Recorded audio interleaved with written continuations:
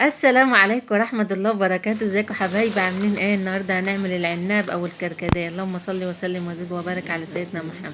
شوفوا يا حبايبي، اخر الكيسه انت بتشتريه من العطار او السوبر ماركت، انشلي كده من قلب الكيسه بحيث ان هو كله بيبقى رمل وشوائب وكده، ونغسله برضو غسيل الناش، لان احنا الطبق قدامك يبقى فيه الميه وتغسلي وتقومي جايه حاطه في في علبه تانية. اللهم صل على سيدنا محمد في الأولين وفي الآخرين وفي الملأ الأعلى إلى يوم الدين. شفت يا حبيبتي؟ هو دوت طريقة الكركديه أو العناب الصحي، إن انتي بتنقعيه مش بتغليه، ودوت طبعا بيفضل لمرضى الضغط العالي. شوفوا يا حبايبي كمية الشوائب اللي بتبقى نازلة منه، فطبعا لازم إن احنا ننشله كذا مرة، أكتر من 3-4 مرات، حفاظا طبعا على صحتنا وصحة أولادنا. ربنا يحفظ لنا اولادنا ويبارك لنا فيهم يا رب العالمين. شفت انا كده غسلته تقريبا، دي تاني مره، هغسله كمان مرتين كمان، وكده بقى خلاص. قمت حاطه عليه ميه نضيفه، هسيبه بقى منقوع ساعتين، اركنيه على جنب بقى. وقمت جايبه بعد ما نقعته ساعتين 3 كوبايات سكر دوبتهم، واقوم مصفياه عليه، وبكده هيبقى معاكي احلى مركز كركديه. تاخدي منه بقى وقت ما تحتاجيه، احفظيه في باب التلاجة لمدة 3-4 ايام، واللي توفى واللي هتلاقي ان هو فايض عنك احفظيه في الفريزر ونطلعه على رمضان الحيانا ربنا يا رب. كل سنة وانتم طيبين وبصحة وسلام. كده طبعا انا بقى صفيته اهوت، وهقوم جايه بقى مقلباه جامد بالسكر.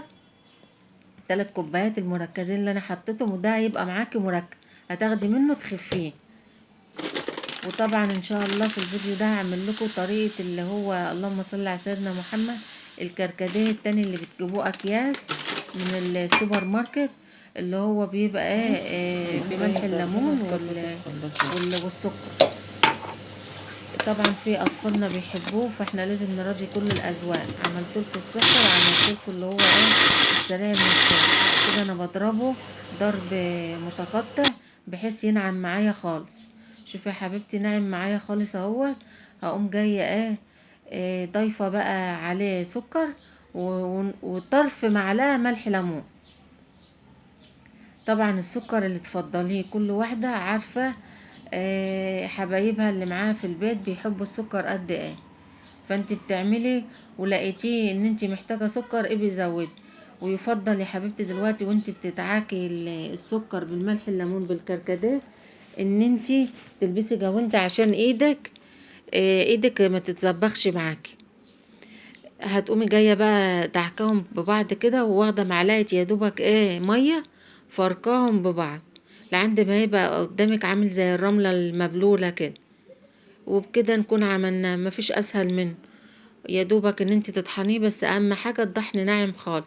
كبتك او مطحنتك ما نعمتوش جامد، صفيه وشيلي منه اللي هيبقى خشن. شايفه حبيبتي هو والسكر بقى متماسك اكنه حاجه واحده. دلوقتي يا حبايبي بألف هنا عملنا اللي هو العناب اللي على البارد، وان شاء الله عملنا برضه اللهم صل على سيدنا محمد وبارك لنا فيه العناب اللي هو اللي يعتبر محفوظ بملح الليمون. والسكر برضه بتزوديه تبع الرغبة عندك. تاخدي من على الكوباية معلقة كبيرة من الخليط اللي احنا عملناه ده، وتضيفي المية والتلج، واحلى كركديه حبايبي. وكل سنة وانتم طيبين وبصحة وسلامة وسعادة يا رب العالمين. يا رب الفيديو يعجبكم، وما تنسوش تحطوا لايك وتشتركوا في القناة. السلام عليكم ورحمة الله وبركاته.